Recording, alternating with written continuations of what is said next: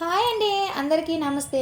Welcome to SJN garden. ఈరోజు video ఏంటంటే మన గార్డెన్లో ఉన్న బంతి పువ్వులు, చామంతి పువ్వులు హార్వెస్ట్కి అయితే వస్తాయండి. అవి హార్వెస్ట్ చేసుకుంటూ వాటికి నేను ఎలాంటి ఫెర్టిలైజర్ ఇచ్చాను అనేది అయితే చెప్తాను. వీడియోని స్కిప్ చేయకుండా లాస్ట్ వరకు చూడండి. ఇప్పటివరకు మన ఛానల్ని ఎవరైనా లైక్ చేయకపోతే లైక్ చేయండి, సబ్స్క్రైబ్ చేసుకోండి. ప్లీజ్ ఫ్రెండ్స్, నన్ను అయితే సపోర్ట్ చేయండి. చామంతి పువ్వులైనా సరే, బంతి పువ్వులైనా, గులాబీ పువ్వులైనా సరే, పువ్వులు ఏవైనా సరే ఎక్కువ పువ్వులు పుయ్యాలి అన్నా, పెద్ద సైజులో పువ్వులు రావాలి అన్నా మనము ఫెర్టిలైజర్స్ అనేవి ఇస్తూ ఉండాలండి. కాకపోతే ఎప్పుడు ఒకే ఫెర్టిలైజర్ కాకుండా మార్చి మార్చి ఇచ్చాము అనేసి అంటే రిజల్ట్ అనేది చాలా బాగుంటుంది. చామంతులు చూసారా ఎంత పెద్ద సైజులో ఉన్నాయో, కలర్ కూడా చాలా బాగుందనమాట. ఇలాగా బంతి పువ్వులు కానీ, చామంతుల పువ్వులు కానీ ఇన్ని వేసి పెద్ద సైజులో రావాలన్నా, ఎక్కువ వేసి పువ్వులు పుయ్యాలన్నా సరే మనం ఫెర్టిలైజర్స్ ఇస్తూ ఉండాలి. అందులో మొదటిది ఏంటంటే అరటిపళ్ళు. అరటిపళ్ళుతో తయారు చేసిన లిక్విడ్ కనుక మనము మొక్కల మొదట్లో ఇచ్చాము అనేసి అంటే రిజల్ట్ అనేది చాలా బాగుంటుందండి. అరటిపళ్ళు మనకి ఎక్కువగా ఉంటాయి. అంటే మొన్న సంక్రాంతి అయ్యింది కదా, ఆ సంక్రాంతి అయ్యేటప్పుడు మనము పెద్దలకి కానీ, దేవుడు గుళ్ళకి కానీ పట్టుకెళ్ళేటప్పుడు, ఎవరైనా మనకి తాంబూలంగా ఇచ్చేటప్పుడు అరటిపళ్ళు అనేవి చాలా ఎక్కువ అయిపోతాయి. అలాంటి అరటిపళ్ళు మనం ఏం చేసుకుంటామండి, అయితే ఆవులకి వేసేస్తాము, లేదా బయట పడేస్తాము.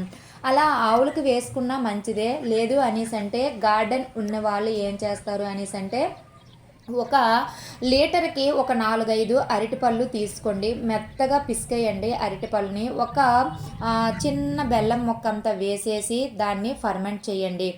3 డేస్ ఫర్మెంట్ చేసి 1 లీటర్కి 1 లీటరు నార్మల్ వాటర్ కలిపేసి మొక్కల మొదట్లో వేయండి. మంచి రిజల్ట్ అయితే వస్తుందన్నమాట.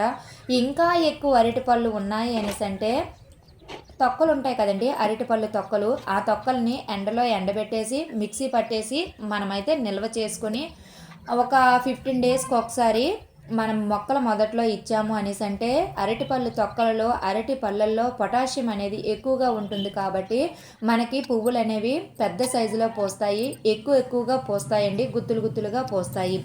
ఇంకోటి ఏంటి అంటే మస్టర్డ్ కేక్ అండి. ఈ మస్టర్డ్ కేక్ అనేది ఆవాల పిండితో తయారు చేస్తారనమాట. ఆవాలని అంటే ఆవాల నూనె తీస్తాం కదండి, ఆవాల నూనె తియ్యగా వచ్చిన పక్కని చిన్నది చెక్కలాగా వస్తుందనమాట. ఆ చెక్కని మస్టర్డ్ కేక్ అని అంటామన్నమాట, ఆవ చెక్క. ఈ ఆవ చెక్క అనేది చాలా బాగా ఉపయోగపడుతుందండి. ఎంత మంచిగా ఉపయోగపడుతుంది అనేసి అంటే పువ్వులు అనేవి చాలా పెద్ద సైజులో వస్తాయి, గుత్తులు గుత్తులుగా పోస్తాయి అనమాట.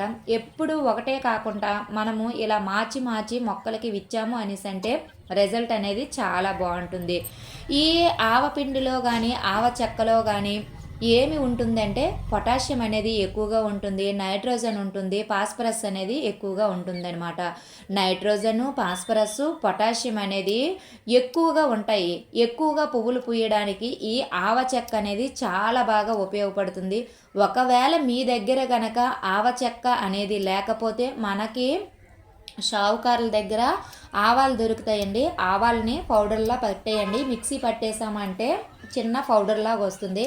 ఆ పౌడర్ని కాటన్ క్లాత్లో ఒక నైట్ అంతా ఉంచేసాము అనేసి అంటే ఏదైతే పిండిని మనం ఆడించామో ఆ పిండిలో ఉన్న నూనె అంతా కూడా ఆ క్లాత్ అనేది పీల్చేసుకుంటుంది. పీల్చేసుకున్న తర్వాత మనకి పౌడర్ ఉంటుంది కదా, ఆ పౌడర్ని ఒక అంటే 1 లీటర్కి ఒక గుప్పెడంతా వేసి ఒక 24 గంటల పాటు మనము సోప్ చేసాము అనేసి అంటే 1:5 రేషియోలో మొక్కల మొదట్లో వేయండి. రిజల్ట్ అనేది చాలా బాగుంటుంది.